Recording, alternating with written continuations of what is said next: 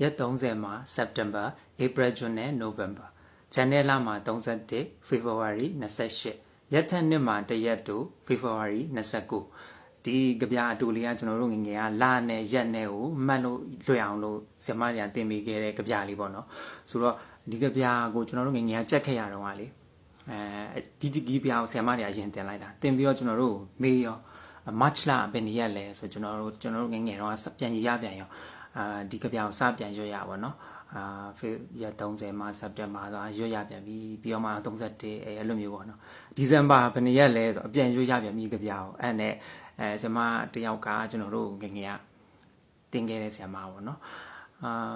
ဒီကြပြကလည်းလွယ်တယ်ဒါပေမဲ့ဒီထက်ပိုလွယ်တဲ့ဒီကိုတဲ့ဒီချက်ပြောပြမယ်ဆိုပြီးတော့မှကျွန်တော်တို့ပြောပြခဲ့တာတင်ခဲ့ရပါတော့အဲ့ဒီနောက်ပိုင်းကနေစပြီးတော့မှကျွန်တော်အဲ့ကြပြကိုကျွန်တော်မတုံးတော့ဆိုတော့ဘယ်လိုမျိုးတင်ခဲ့လဲဆိုတဲ့ဟာလေးကိုကျွန်တော်ပြန် share ပေးမယ်ဒီနေ့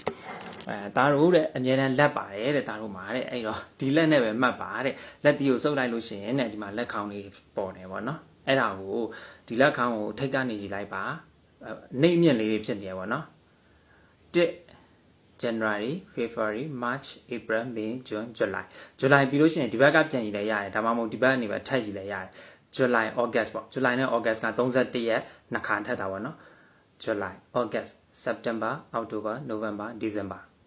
ဒီနည်းလေးကိုကျွန်တော်ပြန်ပြီးတော့ဝေမျှတာပါတချို့ကလည်းသိပြီးသားတွေတချို့ကလည်းမသိသေးဘူးကျွန်တော်တို့ကြီးတဲ့အထိကျွန်တော်ကတော့ဒီလိုမှတ်တယ်ဆိုတာကိုမသိကြသေးဘူးပေါ့နော်ဆိုတော့ကျွန်တော်ကနောက်ပိုင်းကကျတော့ကျွန်တော်1နှစ်3လေးနဲ့ပဲမှတ်လိုက်တာလတွေက1နှစ်3လေးနဲ့ January February ကကျွန်တော်တို့ကအလွတ်ရပြီးသားလေအဲ့တော့1နှစ်3 4 5 6 9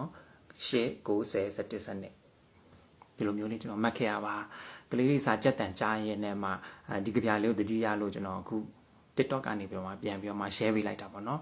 ကြည့်ရှုပေးတဲ့အတွက်အားလုံးကျေးဇူးတင်ပါတယ် good night ပါ